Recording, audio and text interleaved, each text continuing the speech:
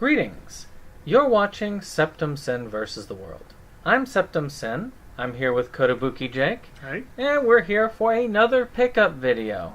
For those of you who are following our pickup videos, we will be doing another one in November.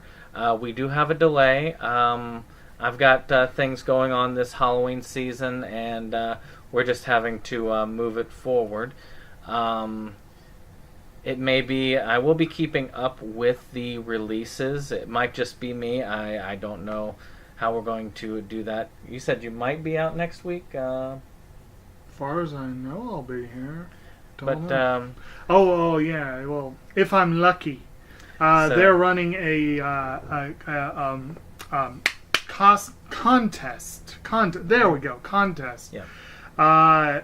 Absolutely phenomenal short manga called A Silent Voice was adapted last year into a single movie by Kyoto Animation, who make gorgeous work. And the film is getting a very, very, very, very, very, very limited, insanely limited North American release. Basically, all the showings are next week. And I have entered a contest to win tickets. So, if I am fortunate, I will be there this time next week. But I am not that lucky, so I'll probably be here. But for those of you who do have the option to see the film. It will probably be awesome. If you do, you're gonna have to take some video, even if it's with the cell phone camera you have. No. We don't want to promote that. Yeah. No, but you do want to leave comments and let us know how awesome it is. Because I want to see this thing. I really do. I want to see the. I want to see this showing. No, I'm not talking about filming it. I'm talking about the event. Oh. Okay. yes. I don't condone anything like that. Piracy's bad, okay? But yeah, I mean, that's one of the cool things, though. If you get involved in one of these, you got some cool stuff that goes on around it, and it'd be great to see it. So there's only 2 showings, period, in Virginia. And there's like 4 in North Carolina. And there's like, it's like 1 or 2 showings per each theater that has it. And they're showing it at several theaters across the country and a few in Canada. That's strange. And they're doing that a lot with anime nowadays, and it ticks me off. I think they did that last year with In This Corner of the World, which I have on pre-order for next month. But, every now and then they get real releases, but most of the time they don't. And it's just aggravating. But, but the series, basically, it's about a kid who's a bully. And this girl joins his class in elementary school who's deaf. And, of course, he's a bully and an idiot, and he leads the charge picking on her. And she gets drummed out of school and moves to a new school. And he takes the fall. The entire school says he did it, even though he's not the only one. He takes the fall for the entire school and spends his middle school years being bullied and picked on. And when he meets her again in high school, he wants to make it up to her. And eventually they, of course, end up becoming very good friends. And eventually, it's a really good story. And I love the manga. It's like 9 volumes. But, that's definitely going to be worth it. Especially KyoAni. If you've never seen anything by KyoAni, they make gorgeous programs. They did K-On!, they did Tamako Market, they've done, they're just Shirobako, I think was KyoAni. Yeah. But they're really, really, really, really high quality animation studio. And I will be getting this on Blu-ray when it comes out, but God knows when that'll be. Yeah, well. But, yeah. I'm trying to think. There were things in the news lately. Of course, Fairy Tail Season 3 is coming out in 2018. I'm really happy about that. Of course, there was the big Weinstein Scandal that has been going on, and kind of puts it really does put a shade on the whole.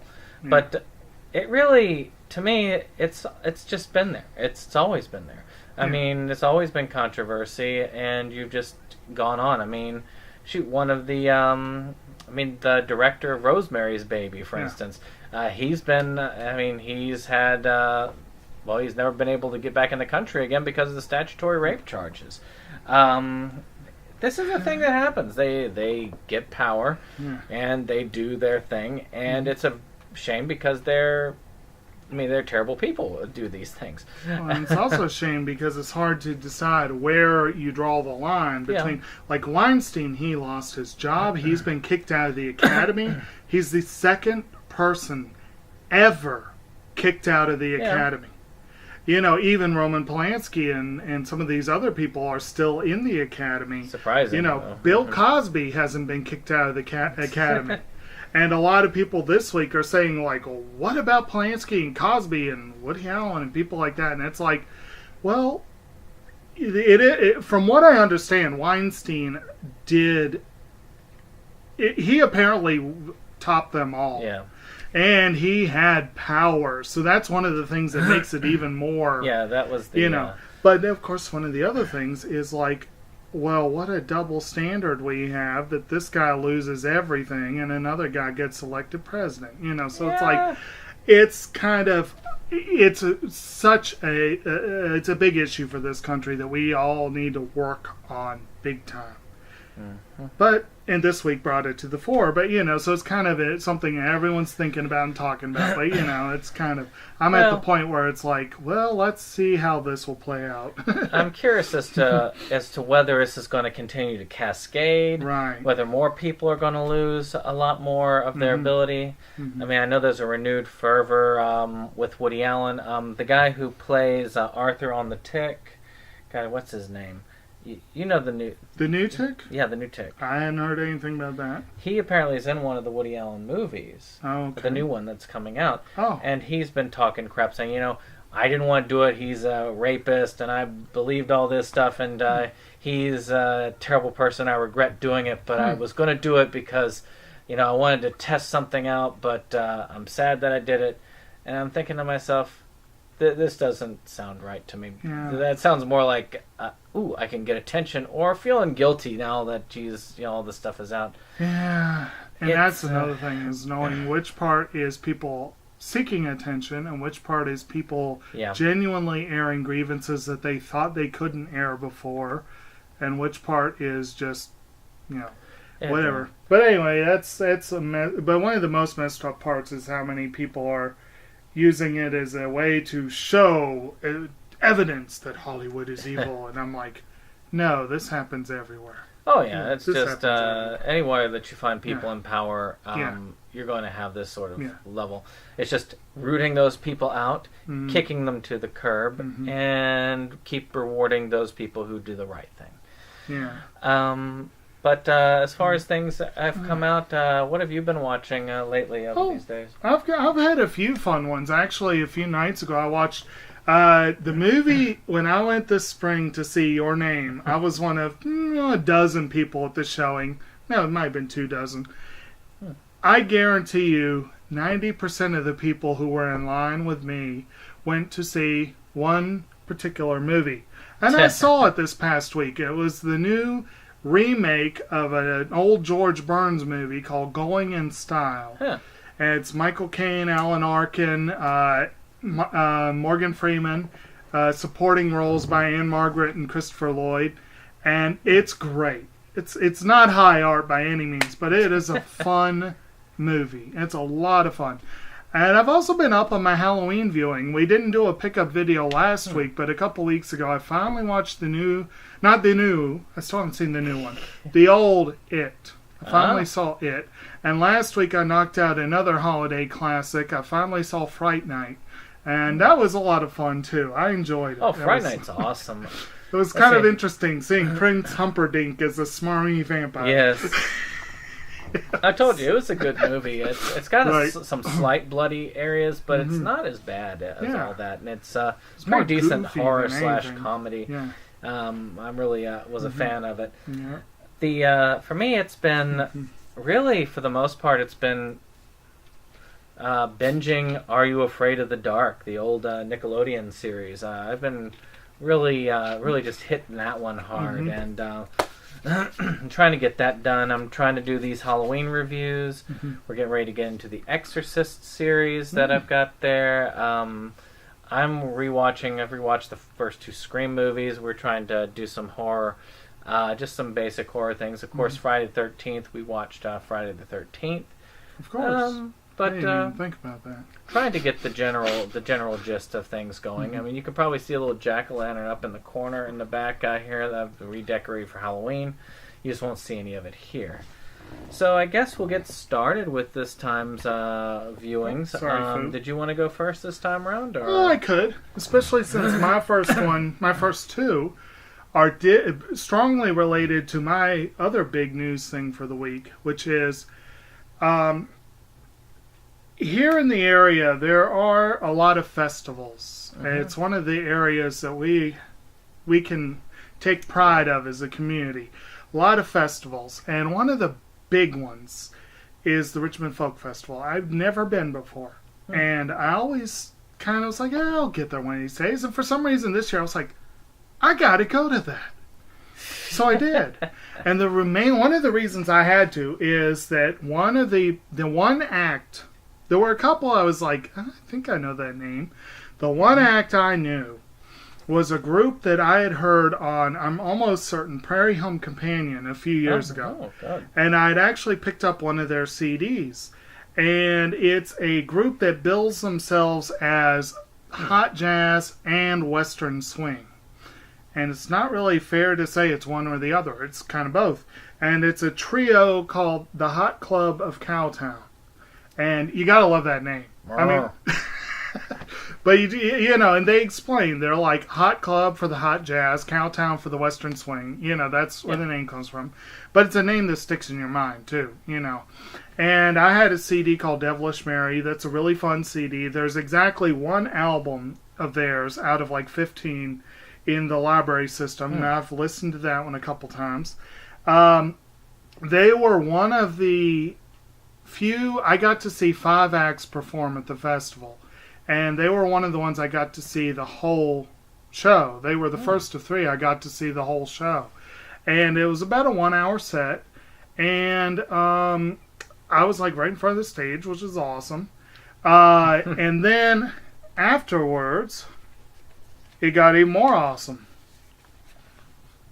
Oh, wow. All 3 of them signed my brand new CD for me. Very awesome. Yes, it's and I got to talk to him about the funny thing is, this was the album that I randomly chose. There were like 5 albums there for me to choose from, and I picked this one. And it wasn't until I was sitting there watching the show that I looked on the back and I was like, holy crap, this has Minor Swing on it.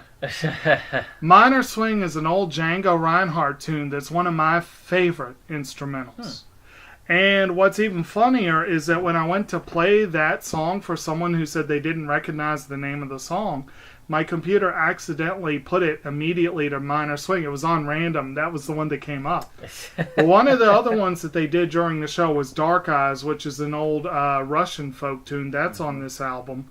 And the song that they started the set was Devilish Mary.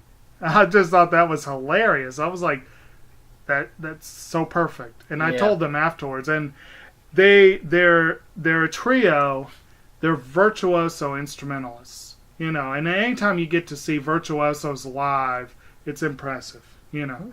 And so that was an awesome. And the fact that the concert was free is even better. It's a free festival. You just overpay for food and beverages.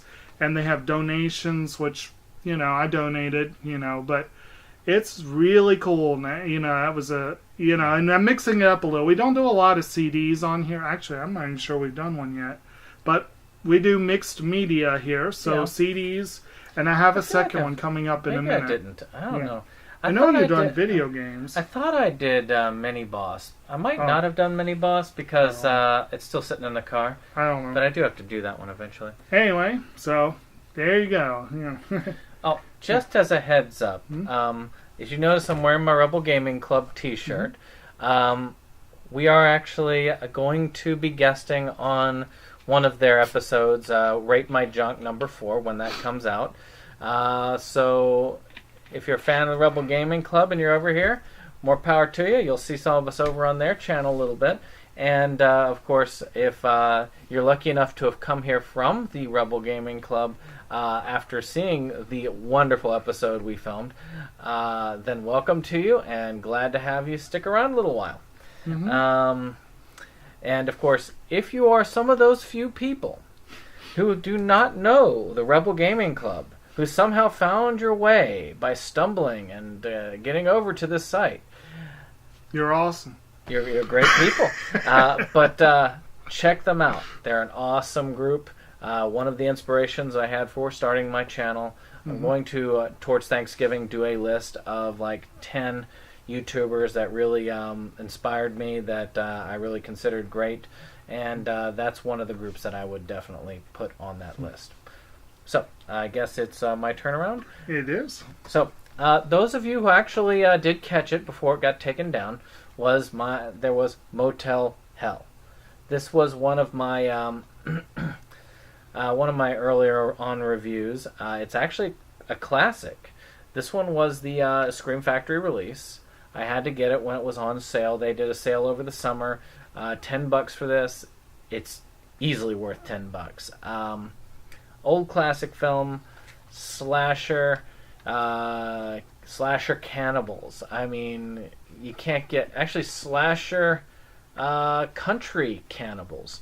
You can't get any better than that. And just the film is great. The characters are substantially creepy, and it's just a classic. It really is. It's back in the... when was this? 1980, so... right around that time when this sort of slasher thing was just picking up, and you can really see the influences between from Texas Chainsaw in this one. So again, great one. I don't know if you've seen this or heard of it. Probably not. I've heard of it, but that does not look like one I want to see. It's not that bloody. I mean, you gotta keep in mind the time period this was written, and the villains are even kind of morally ambiguous. I mean, it's an interesting romp.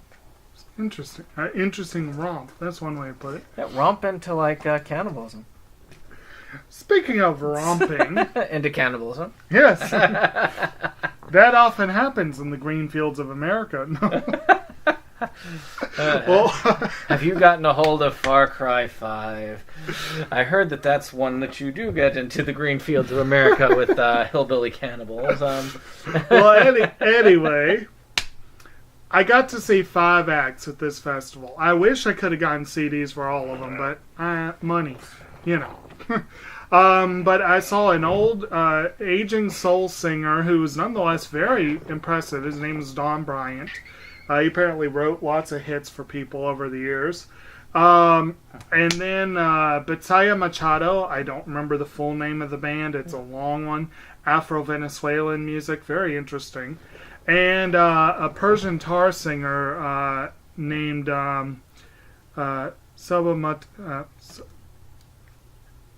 dang it.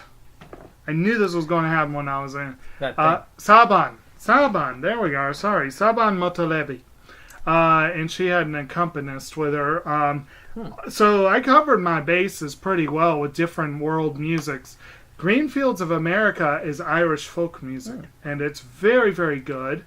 It's a band that's been around for a long time, hasn't recorded that many CDs, and they apparently have a rotating cast membership. This is not the band that... 3 of them played. But I think one of these guys, 2 of these guys, I don't think were there, and there was another woman. So it's like a rotating membership, and they have people who travel with them to dance traditional Irish jigs and stuff like that. And he said this guy Mick Maloney, I think was his name, said that 2 of them actually were part of the original troupe of Riverdance. Oh. So they've kind of flirted with fame, I guess, over the years. But I unfortunately only saw half of their set, but it was really good. And they had some really good stories to go with some of the songs, and there was a lot of, like, the history of the music was part of their thing. So that was really cool, and it was a really cool way to kick off I arrived at the festival while their set was going on. So that was a fun way to kick off my experience there. And, like I said, that's kind of a... If anyone has the opportunity to go to these kind of festivals, even if just every once in a while, it's a nice change of pace. It's a nice, Yeah. But anytime you can see awesome music that you may never have heard before for free, what's keeping you from it? Yeah. So, there are two themes that are actually going to be in this particular, and they both have one thing in common, and that is this collection and me eventually are going to be moving. So, what I'm trying to do is, of course, separate out the ones I've seen already, because all the ones I've seen are going to be prioritized, and the Criterion ones, because the Criterion ones are also being prioritized for the move. So you're going to be seeing that, and of course, this one's not a Criterion one, so it's going to be the other, Looks which like it could is be. Ryan Meade's Creature triple feature, which is a take on some of the old creature features of the day. I like B movies, and I say this often, and this is the B-est of the B. But I've been running into some disappointment as of late, and this one was kind of a disappointment. It was okay. It didn't grab me. I mean, I kind of zoned out during some of it, and that's not good. So, out of what I got from him, this one's probably the disappointment of the two, whereas the other one's kind of a small gem in the rough. And we'll be getting to that later on. But, hey, if you do like his stuff, you can go to his website, pick it up, and I'm sure that it would be great. You're supporting a small filmmaker. And I'm sure that you've seen Creature Triple Feature. Can't say that I have, no. No? Okay, well, Okay. I'll let you go on then. All right, so next up we have one of your favorites. Yes. I've seen those two. Hell yeah, I bet you have. Okay, so every once in a while I order on eBay, and every once in a while I look for lots that I can get at a good price. Big lots. And as we mentioned in our other video tonight, when it comes to long series, I look for deals. And specifically, One Piece. This is the set with Nico Robin on the front. One Piece is a series that has a lot of pieces. This is the 26 episode chunks, and this is chunk 7. And That's this the is way to collect nowhere. this series. Yeah, that's the best way to get it.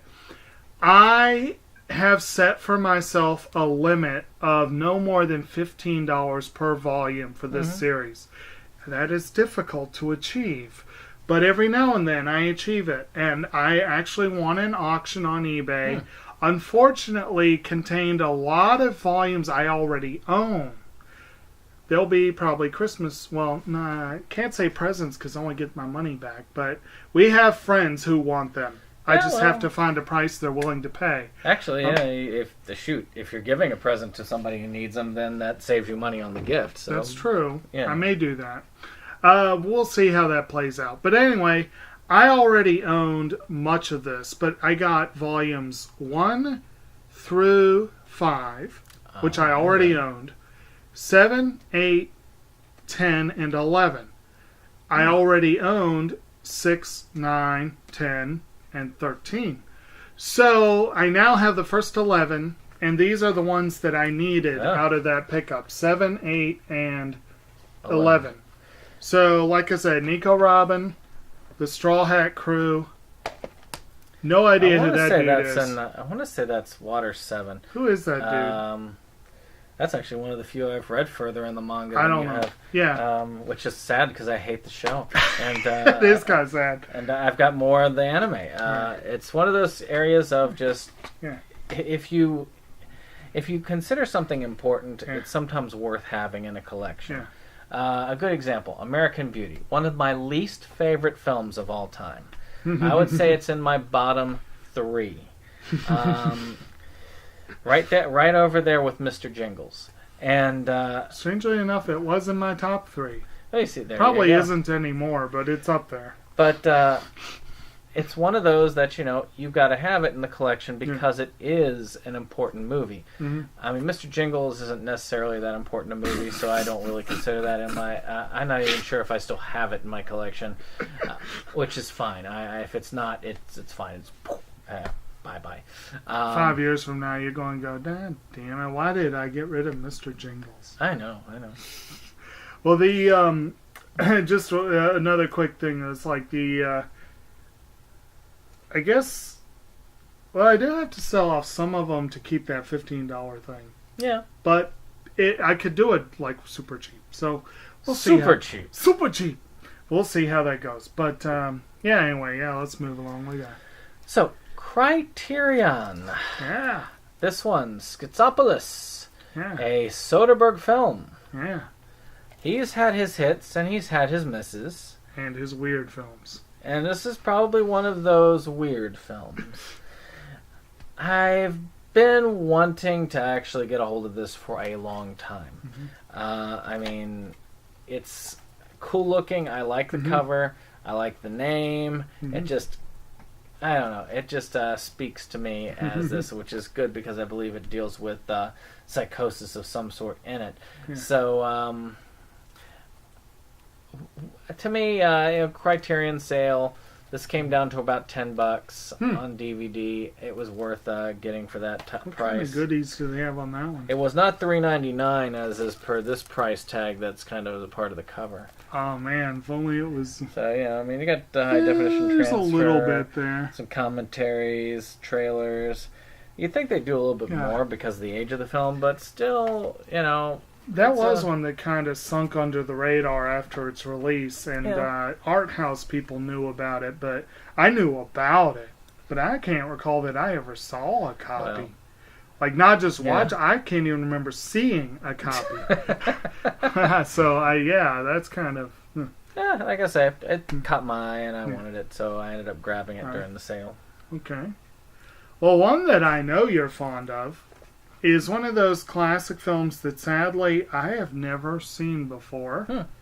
That is actually... What release is that one? Is that an older one? Ian Fleming? Oh, it's got it. Oh, yeah, that's excellent. I didn't know he was involved with that. Don't keep him in suspense. Well, anyway. This was in the Walmart $4 bin. I picked it up when I got 99 Homes.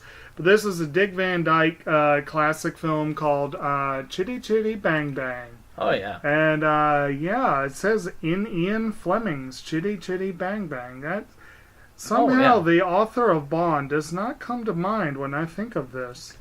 Oh, it's a classic film. I mean, you've got Dick Van Dyke in it. Yeah. I mean, it's, to me, it's worth seeing. I've seen it once, and I'm probably going to see it again because I haven't watched my copy of it yet. I have no doubt that if only for the Dick Van Dyke credit and the fact that it's a classic film, I'm quite sure this was worth $4. Mm-hmm. Oh, another Bond connection. Isn't Gert Frobe the guy that played Goldfinger? I think he is. That'd be interesting. So, I have this to look forward to. It's new, so it's not priority. But it's a movie I've never seen that I need to, so it is somewhat of a priority. But, and again, a collection, if you're doing a good collection, you want some important pieces in it. Sometimes you can take that leap for those, especially when they're, cheap. Mm-hmm. Speaking of leaps, this was more of an OCD thing.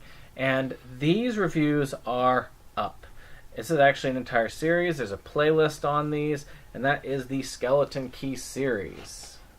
So, this was the reason I got it. I thought it was the other Skeleton Key series, and that this was the sequel. And then I said, oh, look, there's a third film. Well, I guess I'll have to get that. And then, wait, they did a third film part 2. I guess I'll have to get that. And, but what I didn't realize is that it was actually not related to that film at all. It was actually related You're talking about the Kate Hudson film, right? Yes. It's actually related to this film. Now, I'm not going to go into too much depth about this series. You can go see my reviews for that. It was a journey, to be sure. The films tested my endurance. They tested my sanity. Indeed, he sounded winded every time he did one of the videos. But I did make it. I crawled on my knees, down to the point where my fingernails were just scratching at the floor to keep going. But I did get there. And I did complete this entirety. Which is why it's going into the scene portion and will be leaving this house before I do. I will be exercising my house of John Johnson. But in all fairness, as far as B movies go, they are entertaining. And I actually really liked this one. And I really did. I thought the second, part 2 of the third one was good. And I actually liked the third one pretty well. So it's worth seeing. I just wouldn't spend a lot of money on it. So that's my run through. Speaking of not spending a lot of money, my last couple pickups are both library pickups. They're both first season television pickups of shows that I'll now eventually have to add to my collection. But the first season cost me only $1. So, awesome. $1. The first one, I actually forgot I had. I stowed it away and forgot about it. And then I finally... He told me we needed 6 items today, so I was like, okay, I'll get this one. But this is a show that has a really big and really impressive cast, headed by Callista Flockhart. And it's a show called Brothers and Sisters. This is the complete first season. Not too bad. You know, your typical season 1 TV collection. I have heard really good things about this show. I've never actually seen it. But again, Callista Flockhart, Sally Field, Rachel Griffiths, Ron Rifkin, Balthazar Getty, Patricia Wedig. That's not a bad cast at all. And I think the show went for, 6-7 years, something like that. So if I do end up collecting it, that's going to be a fair chunk of credits for some of those people. And that'd be pretty cool. And like I said, I'll get to it one of these days, but definitely having at least one season. I'm not near as OCD as he is. I hate having incomplete series, but if it's just the beginning of the series, it doesn't bother me as much. I get much more OCD when it's later on in the show. You know what I mean? Like season 5. Exactly. Yes. But starting with season 1, I have the option of leaving it at 1. You know what I mean? But if I like it, I'll eventually get it. But you can just slowly collect it as it builds. Exactly. As I run into $1 cards. Yes. Yeah. And it's in pretty decent shape. Yeah, it's not good. Perfect condition, but it's in decent shape, and that's always a plus. One of those priority ones. Yeah. I envy you the other one. Yeah, we'll get to the other one in a minute, yeah. That big one. Yeah. All right. Another Criterion one. Not going to say a lot about it. I talked about the sequel to this a little bit earlier on, and that is Valley of the Dolls. I talked a little bit about Before the Valley of the Dolls, Beyond the Valley of the Dolls. And this one, it's been popular in name. I've been curious about it. I mean, this is actually considered a classic in many ways, though only a kind of a moderately rated film.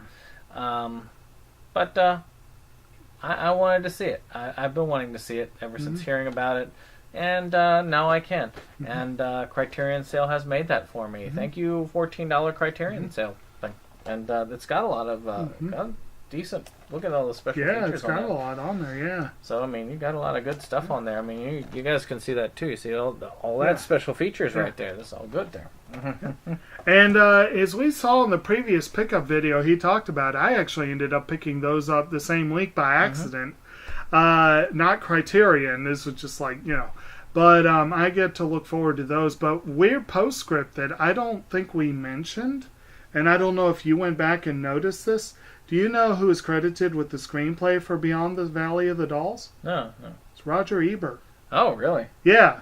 So that's like Ebert actually has a couple of screenplay credits, and Beyond the Valley of the Dolls is one of them. Unfortunate. So, it just makes me all the more fascinated to see it one of these days. But anyway, as he said, my next one's a big one. Oh my! I found this the other day, and I couldn't believe it. It was actually sitting out like on the shelf. Just I went to look because someone actually brought in a 3-season collection of Downton Abbey. Oh. And I was so tempted. I mean, like $1. I was tempted. But I was like, I already own the first 3 seasons. I got to let someone else do this. Someone else get that. But then I saw this, and I was like, what's even better is it's in almost perfect condition. I can't believe it.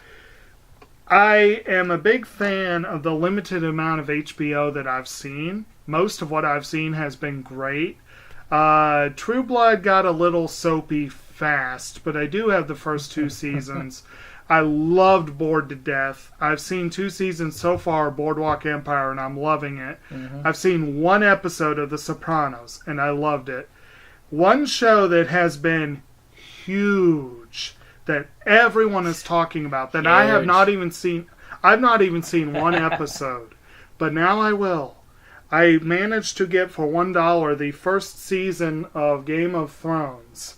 And this is like, and it's your typical HBO kick-ass set. I mean, they make really... They take a lot of room, though. It does take some room. I would have rather gotten it on Blu-ray, but it's just such a cool-looking set. It has that embossed cover on the slipcover. But the fact that the slipcover's in near-perfect shape, that's just like almost unheard of. They have been coming down in price. Yeah. I am actually one of the few people who has only seen 1 episode of Game of Thrones. Well, you got me beat. Sad because my wife has an HBO Now subscription, so I could actually binge the whole thing. And she likes the show, so I'm sure she would be fine with me doing it. Right. But then I'm sitting there thinking to myself, no, it's just too much for me to get into right now. Yeah, that's up to like 6 seasons now, and there's 7. It's just a lot. And they're hour-long episodes. I mean, like mini movies. Well, most of the HBO stuff is pretty much mini movies, and they're very cinematic, and that's one reason why I like them. And the fact that they bring in big name casts too. Oh, wow. I mean, Game of Thrones has some really impressive cast credits, and a lot of people were barely known before the show, but have become big names since then. Of course, Jason Momoa is supposed to be our upcoming Aquaman. We got Sophie Turner is currently Jean Grey. Maisie Williams is about to make her debut as Wolfsbane. Have you seen the trailer yet for New Mutants? Oh, that looks cool. They're making an X-Men movie as a straight horror film. Interesting concept. And then, of course, Pilo Asbæk starred in the brilliant Danish film A War and the not-so-brilliant Ghost in the Shell. I'm kind of scared about New Mutants because it's actually one of the few X titles that I hold near and dear to my heart, and to see some of my favorite characters probably butchered by those people over at. I'm not even going to list the name because they're just evil. It just kind of rips at me. From what I've seen, they will have the main cast from And the actress who's playing Magic is one of my favorites. Mm-hmm. I think she'll do a good job. Wolfsbane and Moonstar are also 2 of my favorites, so I'm really hoping they do it well. And I'm fascinated by the concept of a horror film with mutants, but we'll see how it goes. Actually, depending on the storyline, if they use the Spirit Bear storyline, it would actually be a very apt one. Actually, the original New Mutants storyline, once they got past the initial graphic novel entry, that one was also really dark because that one had the Brood. And Professor X was taken over by the Brood Queen and had an egg implanted. I can't see that. That would be a lot of extra stuff. Yeah, it is just kind of there. But the Spirit Bear story was very, very dark, very creepy. And it would be an interesting one to see on the screen. So who knows what they're going to do with it. I will be seeing it eventually. So, speaking of stuff, we talked about Mr. Meade's stuff so far. And this one is actually one that I thought was interesting, which is You Can't Rent Here Anymore. Now, it tries to bill itself as funnier and better than High Fidelity and rivals Clerks. That's high self-praise there. I mean, Lloyd Kaufman said this, but you gotta take what Lloyd Kaufman says with a grain of salt. He's a great guy from what I've seen. He likes supporting small creators, and he's funny. Anything you see him in, he's great. But no, it is fun. I'm not gonna lie. It is fun, but it's too short, and it moves right into this murder subplot really quickly instead of kind of having fun being what it was. But yeah, it's pretty fun. I mean, it's about these people who work in a movie rental store, and somebody comes in and turns in a movie that turns out to be a snuff film. And so they decide to take justice into their own hands, and then we get to see how that works out. But again, this one is worth picking up. It is worth seeing. I'd pay $10 again for this particular film. Maybe not the other one, but this one definitely. If you get a chance, check out Mr. Meade's site. He does market his stuff on that. But yeah, check that out. So, with that being said, I guess that's it for our... actually, for the month. Next time we get together will be early November, and we'll be. Theoretically. Well, yeah. I mean, I'm hoping that it will be. I think. I mean, I don't know what your work will be there, but that'll be November, that first week. Yeah. So that's going to be interesting. And again, check out our site. Check out all the rest of our videos. Like us. Subscribe, and of course share our videos. Sharing is the most important thing. And of course check out our friends over at the Rebel Gaming Club again. And with that, I will see you all next time, and hopefully we'll be joined. Well, actually no, hopefully we won't be joined, because then he'll be enjoying things from the theater. Right. So we'll see how it goes. But in any case... But if I do get to see it, you will get a review next time I am here. So, enjoy.